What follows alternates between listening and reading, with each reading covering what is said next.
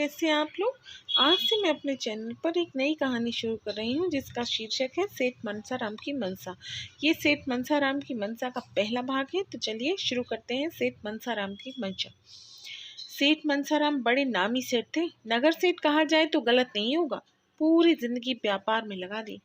कोई भी व्यापार का पहलू ऐसा नहीं था जिसे सेठ मनसाराम नहीं जानते थे। रुपए के लेन देन में हाथ के पूरी तरह साफ थे। किसी का भी ना तो एक पैसा भी बेईमानी से लेते और ना ही अपना पैसा छोड़ते।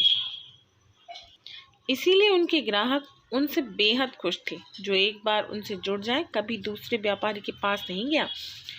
व्यापार में सेठ मनसाराम ने पैसा भी खूब कमाया और संबंध भी खूब बनाए। व्यापार के अलावा सेठ जी को अगर कोई शौक था तो वह था अच्छी पुस्तकें पढ़ने का शौक। बचपन में ही उन्होंने घर में मौजूद रामायण, गीता, भागवत, पुराण पढ़ ली थी। बड़े होने पर उन्होंने चारों वेद, 18 पुराण, स्मृतियाँ, ज्ञान विज्ञान आदि की हजारों पुस्तकें पढ़ डाली थी। इन ग्रंथों में अनेक दर्शनीय स्थलों का वर्णन रहता था जिसे पढ़कर सेठ जी का मन उन्हें देखने का होता। परंतु व्यापार में फंसे होने के कारण वे कहीं जा नहीं पा रहे थे। इसीलिए उनके मन में यही बात खटकती रहती थी कि दुनिया जहान में इतनी चीज़ें देखने लायक हैं, इतने स्थान दर्शनीय हैं कि देखने वाला मंत्रमुग्ध होकर देखता ही रह जाए। परंतु उन्हें व्यापार से इतनी फुर्सत ही नहीं मिली कि कहीं घूमने जा पाते। 2-3 बार हरिद्वार जरूर गए, परंतु वह भी मजबूरी में, क्योंकि माता पिता के देहांत के बाद उनकी अस्थि विसर्जन की जिम्मेदारी उन्हीं पर तो थी। इसमें भी भाग दौड़ लगी रही। फटाफट रथ जुड़वाकर हरिद्वार गए, अस्थि विसर्जन कर गंगा जी में 3 डुबकी लगाई, बाहर निकलकर अपने पंडित से मिलकर वंशावली में अपनी आमद दर्ज कराई और फिर वापस आ गए।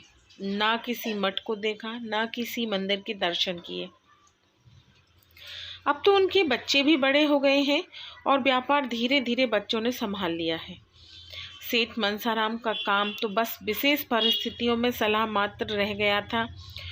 उन अच्छे रिश्ते देखकर उन्होंने अपने दोनों बेटों और एक बेटी की शादी भी कर दी थी और अब तो वे दादा नाना भी बन चुके थे। परंतु इस जीवन यात्रा में चिर संगनी रही उनकी धर्मपत्नी उन्होंने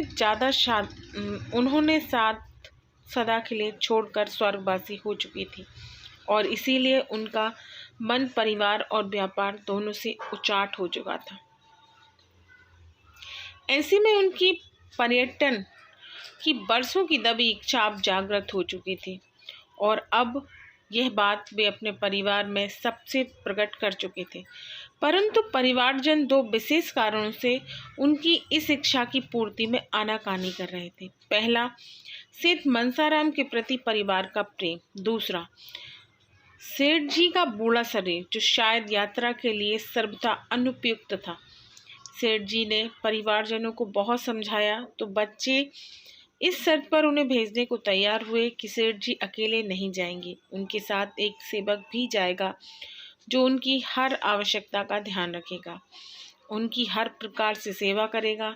साथ ही उन्हें वचन देना होगा कि किसी भी प्रकार की अस्वस्थता की स्थिति में वे शीघ्र घर वापस लौट आएंगे। सेठ मनसाराम ने उनकी शर्तें मान ली, परंतु एक शर्त भी रख दी कि किसी भी सेवक को उसकी इच्छा के विरुद्ध उनके साथ जाने को मजबूर नहीं किया जाएगा।